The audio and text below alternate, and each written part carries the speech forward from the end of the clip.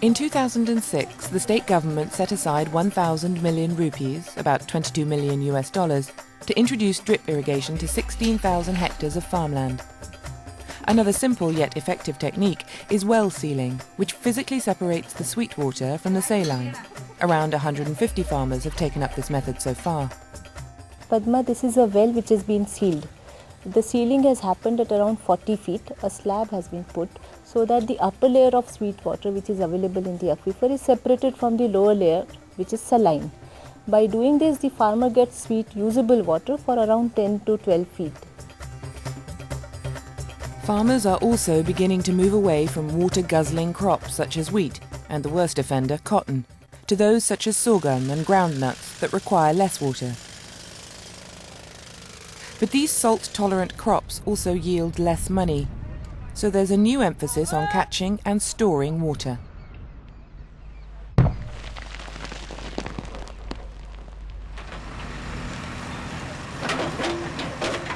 This is a percolation tank. The purpose of the percolation tank is to collect rainwater and store it so that it gets recharged, and the surrounding wells and hand pumps has better level of water. Isn't there a likelihood that people in the village would come and directly take water? There is an understanding between the communities and us that whatever structures we prepare for recharge, they do not lift water straight away. It's allowed to get recharged, and after that they use it when it comes to their wells. When complete, this tank will help to supply fresh water to villages within 5 kilometres. On an even bigger scale, state government projects like this tidal regulator have been constructed along the Gujarat coastline to prevent saline water from contaminating rivers. समुद्र में जाने से भी रोकता है ना? हाँ, दो तरफ से ये पानी यहाँ collect होता है और हाँ. So this works in two ways. It first stops the sweet water from going out into the sea, but most importantly, it stops the tides bringing in salt water into the river.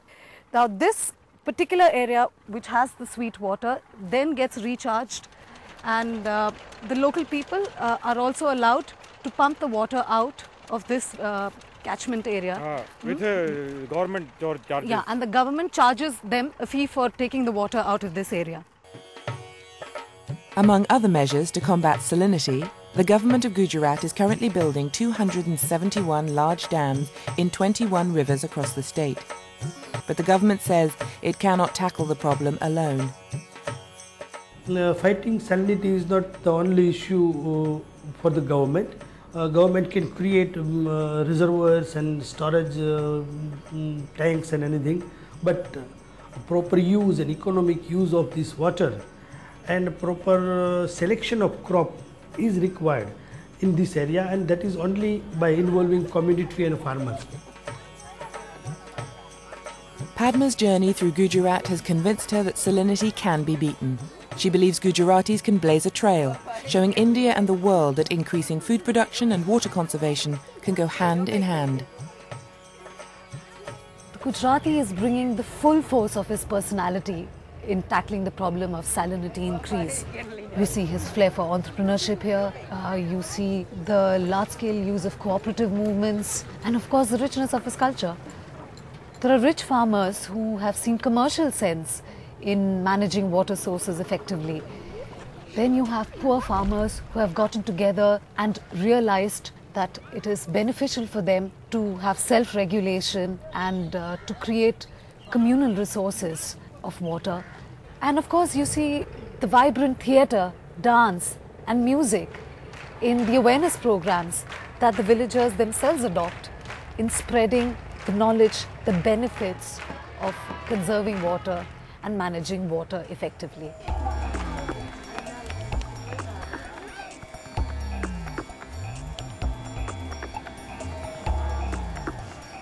What makes you so passionate about this subject? The very fact that actually it's a human made problem. It's because of over extraction of water by man, and they themselves, if they understand this and try to do something about reducing use of water, then only it can be mitigated. But that kind of understanding has to come. The unawareness is actually increasing the problem, but that kind of gap has to be fulfilled in an urgent manner. because actually it's rapidly increasing and we're just not realizing about it. Farmers are largely what we call, they believe what they see rather than what they hear.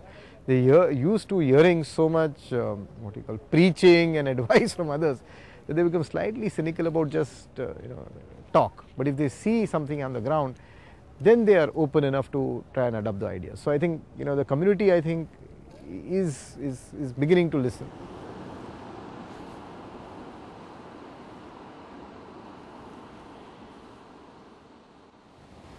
The issue of water management on a global scale can no longer be ignored.